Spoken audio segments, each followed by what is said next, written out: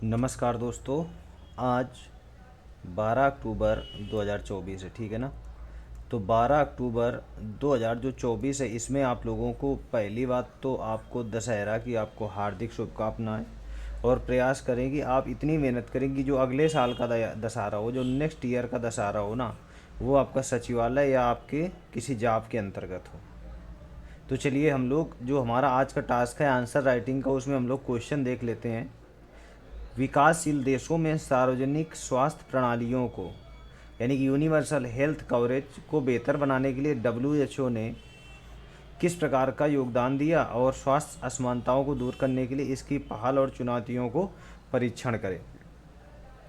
देखिए एक चीज़ आप समझिए, जैसे ये क्वेश्चन आए तो डब्ल्यूएचओ सार्वजनिक स्वास्थ्य प्रणाली, पहली बात यूनिवर्सल हेल्थ कवरेज जानना चाहिए, उसके बाद डब्ल्यूएचओ के बारे में जानना चाहिए। तो बहुत अच्छा आंसर इसमें लिख जाएगा आपका। थोड़ा सा आपको क्या करना है, पहले इंट्रो दे देना है, 2 से 3 लाइन में डब्ल्यूएचओ के बारे में बता देना है, चूँकि ये मेन आपका क्या है, करता है, यही सब कुछ कर रहा है। उसके बाद आपको बॉडी में बना देना है कैसे कैसे विकास कार्य कर रहा है, कौन कौन सी योजनाएं चलाई हैं। उसके बाद आपका कंक्लूजन लिख देना है। तो देखिए डब्ल्यूएचओ, जैसे मैंने आपको बताया है, जो आंसर मॉडल आंसर है, डब्ल्यूएचओ का जो एक संयुक्त राष्ट्र संघ का क्या है, बॉडी है, हिस्सा है। स्थापना कब होती है, 7 अप्रैल 1948 को। इसका उद्देश्य क्या होता है, विश्व को महामारी से मुक्त बनाना। हालांकि अच्छा आपने देखा होगा, इसके अलावा जो पब्लिक हेल्थ सिस्टम है, डब्ल्यूएचओ ने लॉन्च किया था अभी, भारत को भी काफ़ी सारा उसने धन मुहैया कराया है। तो इसके लिए क्या करना है, इसका उद्देश्य क्या है, इसमें कमी कहाँ से रह रही है। देखिए इसमें क्या बनाया है कि बेहतर योगदान दिया। तो किस तरह योगदान दिया है, जो आपके हेल्थ केयर वर्कर हैं, ठीक है ना, हेल्थ केयर वर्करों को उचित ट्रेनिंग और उचित माहौल बनाया। किसी भी बीमारी के उन्मूलन के विश्वव्यापी अभियान चलाए, जैसे कोरोना वायरस था, आपने देखा होगा कोविड। तो कोविड के लिए उन्होंने क्या किया, बहुत विश्वव्यापी अभियान चलाया। स्वास्थ्य वर्करों को गाइडलाइन जारी किया तथा दिशा निर्देश जारी किए कि भैया इसे आपको क्या करना है। नॉन कम्युनिकेबल बीमारियों के लिए गाइडलाइन जारी करना। नॉन कम्युनिकेबल डिसीज़ क्या होती हैं, एक होती है कम्युनिकल डिसीज, एक होती है नॉन कम्युनिकल डिसीज। देखिए जैसे जो बीमारी हो जाए वो छूने से फैले, ठीक है ना। मतलब जैसे आपने देखा किसी को जुखाम है और जुखाम के बगल वाले व्यक्ति के पास आप बैठ रहे हैं तो आपको भी उसके सिम्टम्स समझ में आ जाएंगे, ठीक है ना। ये हो गया कम्युनिकल डिसीज, जो छूने से बीमारी फैले। जैसे हम लोग मंदिर जाते हैं और मंदिर में भगवान को स्पर्श करते हैं, सुखद अनुभूति होती है, ठीक। लेकिन वही नॉन कम्युनिकल डिसीज में क्या होता है, इसके अंतर्गत आपको एक चीज़ समझना है। जैसे हम लोग कोई संगीत सुनते हैं, तो संगीत को हम देख तो सकते नहीं है ना, लेकिन हम क्या कर सकते हैं, संगीत को देख नहीं सकते लेकिन महसूस कर सकते हैं। और इसके अंदर ऐसी बीमारी होती है जो छूने से नहीं फैलती बल्कि आंतरिक हो जाए, जैसे एड्स, कैंसर, एड्स, ये सब बीमारी किसके अंतर्गत आती है, कम्युनिकल डिसीज के अंतर्गत आती। आ गया ना। विकासशील देशों क्या करता है, फंड मुहैया कराता है। इसके अलावा अन्य जैसे आपने देखा है, अन्य कौन कौन से लाभ है, जैसे आपने देखा वैक्सीन निर्माण कराता है, पहली बात तो विश्व स्तर पर। जहाँ जिस देश ने नहीं कराया उसको गाइडलाइन करता है, भैया इस देश में दीजिए। यूनिवर्सल हेल्थ कवरेज अभियान चलाता है। नॉन कम्युनिटी डिसीज प्लान करने को रोकने के लिए क्या करता है, प्रयास करता है। तकनीक का प्रयोग करता है, आपने टेक्नोलॉजी, साइंस एंड टेक्नोलॉजी का प्रयोग करता है। धन और गाइडलाइन जारी करता है, ये आपने देख लिया ना। उसके बाद अगर देखें, हालांकि कुछ चुनौतियां भी हैं, जैसे पहले नंबर में चुनौतियां क्या हैं, वैक्सीन के रख रखाव की समस्या। भाई हर देश में ये तो सुविधा हो नहीं सकती है, कौन पे टेम्परेचर के, पहले उसके लिए तो मशीनों की आवश्यकता पड़ती है। गाइडलाइन का अभाव होता है, मतलब वहाँ पे गाइडलाइन तो जारी कर दिया, शिक्षा नहीं है, ठीक है ना। तो शिक्षा नहीं है तो कैसे आपको गाइडलाइन फॉलो होगी। पॉलिटिकल इंटरफेरेंस बहुत हो जाता है, राजनीतिक समस्याएं बहुत सारी होती हैं। वित्तीय समस्या हो गया, भ्रष्टाचार का बोलबाला, जानकारी का अभाव, इस प्रकार कह सकते हैं कई सारे कदम उठाएं, परंतु और धन भी मुहैया कराना है, लेकिन सही जागरूकता और भ्रष्टाचार के रोक के कारण हम इसको और बेहतर बना सकते हैं। दूसरा क्वेश्चन देख लेते हैं, जीएस पेपर फर्स्ट का है, ठीक है ना। चीन के साथ 1962 के युद्ध में भारत की हार के लिए जिम्मेदार कारकों का विश्लेषण करें। संघर्ष के बाद लागू किए प्रथम कौन थे। तो देखिए सीधा समझिए, चीन के साथ जो भारत का 1962 का युद्ध होता है, तीसरी पंचवर्षीय योजना थी, सबको याद होगा। तो थोड़ा इसके बारे में देख लेते हैं। देखिए आज़ादी के बाद इसमें केवल किस में फोकस करना है, जिम्मेदार कारकर पर, और कुछ नहीं फोकस करना है। जिम्मेदार फैक्टर जो है ना, उसके बारे में हमें ध्यान देना है। इसमें देख लीजिए, आज़ादी के बाद बहुत जल्दी भारत पर 1962 में क्या होता है, चीन ने हमला कर दिया, ठीक।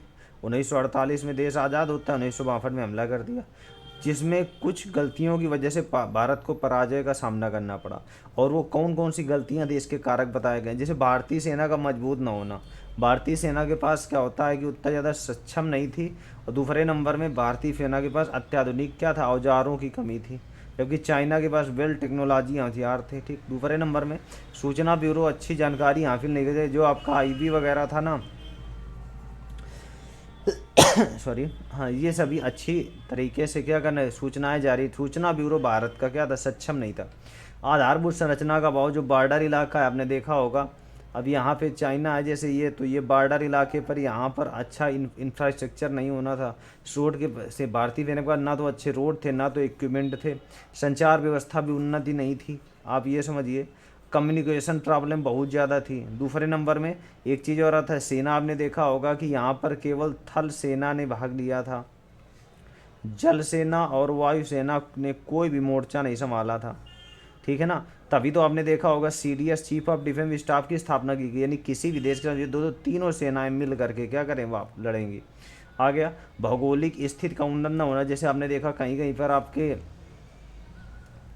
जैसे ये भारत है तो यहाँ पर कहीं आपका गड्ढा है, कहीं कुछ है, आपका खड़ है, कोई नदी जा रही, तो हमारे पास इंस्ट्रूमेंट तो नहीं थे, और हमारे जो सैनिक भी उतना ट्रेन नहीं थे, तो अधिक सैनिकों का ट्रेन भी नहीं होना था। नेतृत्वकर्ता का अभाव, जो सेना प्रमुख थे और रक्षा मंत्री के बीच अभाव था बातचीत का अच्छा कॉपरेशन ना देखना भी क्या कहलाता है, कारण था, आपने देख लिया। उसके बाद विदेशों का कोई सपोर्ट नहीं था, ये तो कॉमन चीज़ है, मतलब जैसे हमने 1965 के युद्ध में हमारा रूस ने सपोर्ट किया था, आपने देखा होगा, लेकिन यहाँ पर कोई सपोर्ट नहीं था। हालांकि बाद में कुछ सुधार किए जाते हैं, जैसे आपने देखा कौन कौन सा है, सेना में सिपाहियों की संख्या दुगनी, लीडरशिप को सशक्त बनाया गया, बॉर्डर रोड ऑर्गेनाइजेशन 1960 BRO और संगठित बनाया गया। समझ लो 1960 में बना दिया गया था, लेकिन आपने देखा इसको और संगठित बनाया गया। इस प्रकार कह सकते हैं कि जो 1962 का युद्ध है, इस युद्ध के हार के बाद 1965 और 1971 में हम लोगों ने क्या किया था, बढ़त पाई थी, यानी विजय प्राप्त किया था। ठीक है ना। उसके बाद देख लेते हैं अगला, ये भी जीएस पेपर फर्स्ट का है। भारतीय स्वतंत्रता आंदोलन पर जलियांवाला बाग हत्याकांड की राजनीतिक तथा सामाजिक नतीजों की जांच करिए। जलियांवाला बाग हत्याकांड से पहले आपको तुरंत आ जाता होगा रौलेट एक्ट। रौलेट एक्ट 1919, इसे आपने देखा होगा, बिना वकील बिना दलील का क्या कहा गया था, एक्ट कहा गया था। किसी को भी गिरफ्तार किया जा सकता था और किसी पर मुकदमा लगाया जा सकता था बिना किसी कार्रवाई के। तो इसी के कारण आपने देखा होगा कि दो डॉक्टर सैफुद्दीन किचलू और सत्यपाल मलिक, इनकी क्या हो गई, गिरफ्तारी हो गई। और इसी कारण आपने देखा बैसाखी के दिन क्या हो रहा था, आपके एक सभा बुलाई गई थी इसी के विरोध में, और जनरल डायर ने आपने देखा होगा यहाँ पर गोलियां चलवा दिया था। इसके सामाजिक नतीजों की जांच, जलियांवाला बाग हत्याकांड कब होता है, 13 अप्रैल 1919 को। ठीक है ना। रौलेट एक्ट के विरोध में सैफुद्दीन खिजली और सत्यपाल मलिक में पंजाब में घटना घटित होती है। और जनरल रेजिनाल्ड डायर ने बाग में आपने देखा एकत्र भीड़ पर क्या कर दिया, गोली चलाने का आदेश दे दिया। तो आपको जो क्वेश्चन लिखना है, पूरा डायग्राम आपको बना लेना है बहुत अच्छे से, बहुत कुछ कठिन नहीं आते, बस हमारा प्रेजेंट ऑफ माइंड चेक करता है। ठीक। अब जलियांवाला बाग हत्याकांड के कारण क्या था कि जैसे आपने देखा होगा, लोगों को ने बहुत बढ़ चढ़ कर स्वतंत्रता में भाग लेने लगे। ठीक। उसके बाद राष्ट्रीय गतिविधियां, जैसे आपने देखा 1919 ये गांधी जी ने लॉन्च कर दिया, स्वराज की मांग होने लगी, रविन्द्रनाथ टैगोर ने इसके कारण सर की उपाधि दे दिया। तो बहुत सारे कारण रहे। अन्य असामाजिक कारण जैसे खिलाफत आंदोलन हो गए, अंग्रेजी सम्मान का बहिष्कार किया गया, राष्ट्रीय आंदोलनों में महिलाओं ने बढ़कर भाग लेना स्टार्ट कर दिया, और केसर हिंद की उपाधि भी आपने देखा होगा कि गांधी जी ने द्वारा छोड़ दी गई। तो कई सारे इसमें कारण आपको फैक्टर मिल जाएंगे। ठीक है ना। कैसे बदल दिया, उसके बाद धीरे धीरे हमारे आंदोलन चलते रहते हैं। नेक्स्ट हम लोग देख लेते हैं कौन सा है, मौर्यकालीन लोक कला की पहचान यक्ष छड़ियों की मूर्तियों द्वारा होती है। विवेचना करिए। देखो मौर्यकालीन लोक कला के बारे में पूछा जा रहा है। ठीक है ना। तो मौर्यकालीन लोक कला का सर्वाधिक विकास ईसा पूर्व 3वीं शताब्दी में होता है, और इस शताब्दी में कला साहित्य और स्थापत्य का चौमुखी विकास होता है। ठीक है ना। मौर्यकालीन में आपने देखा होगा कि जो सबसे ज़्यादा विकास होता है किसके समय में होता है, अशोक के समय में होता है। क्योंकि अशोक ने किसको संरक्षण दिया था, बौद्ध धर्म को संरक्षण दिया था, और बौद्ध धर्म में यक्ष और यक्षिणियों माँ देवी की पूजा काफ़ी प्रचलित थी, जिसकी निम्न विशेषताएं थी। आपने देखा होगा स्तंभों और पत्थरों में जानवरों की मूर्तियों को लगाना। आपने देखा अशोक चक्र में भी जानवरों की मूर्ति है। स्तूपों तथा विहारों का निर्माण करना, पत्थर पर स्तंभ का निर्माण करना, चट्टान काट कर गुफाएं वगैरह मूर्ति, जैसे बराबर गुफाएं आजीविकों के लिए, आपने कई सारी गुफाएं देखा होगा। ठीक है, क्योंकि आगे चलकर यही बौद्ध धर्म के होने लगे और मौर्य शासकों ने इसे आगे बढ़ाया। ठीक, और प्रचार भी कराया था। देखने को मिलता है जैसे जैन धर्म, बौद्ध धर्म और आजीवक संप्रदाय। कौन कौन? चंद्रगुप्त जैन धर्म का, आजीवक संप्रदाय बिंदुसार, और यहाँ पर बौद्ध धर्म के लिए अशोक है। सारनाथ में पाया जाने वाला अभिलेख जिसकी गोलाकार विधि पर दहाड़ते हुए 4 शेरों क्या हैं प्रतिमाएं भी बताई गई हैं। ठीक, चट्टानों तथा पहाड़ों को काटकर बनाई गई मूर्तियों एवं गुफाएं आदि के अलावा यक्ष छड़ियों की समानताएं, जैसे आपने देखा होगा पत्थरों को तराश कर बनाया जाना, जैसे दीदारगंज की प्रतिमाओं का सीधा खड़ा होना, चेहरे पर निपुणता तथा स्पष्टता दिखाई देनी, जानवरों की छवि अंकित करना आदि हैं। तो देखिए जो हमारे जो क्वेश्चन है ना, बहुत देखो यही वाले सब क्वेश्चन आते हैं, बहुत कुछ कठिन नहीं है। हम ये कहते हैं धीरे धीरे, आपको बिल्कुल नहीं समझ में आएगा, धीरे धीरे आप लिखने का प्रयास करिए, कुछ न कुछ करिए, तभी हो पाएगा। बिना कुछ ऐसे आपका संभव नहीं है। ये समझिए कि 1000 पोस्टें हैं पीसीएस में, अगर लेना है तो हमें आंसर राइटिंग फोकस करना पड़ेगा। और 2 महीने से मैं आपको बता दूं, ज़्यादा समय नहीं मिलेगा, तब तक आप लगे रहिए। ठीक है ना? Thank you.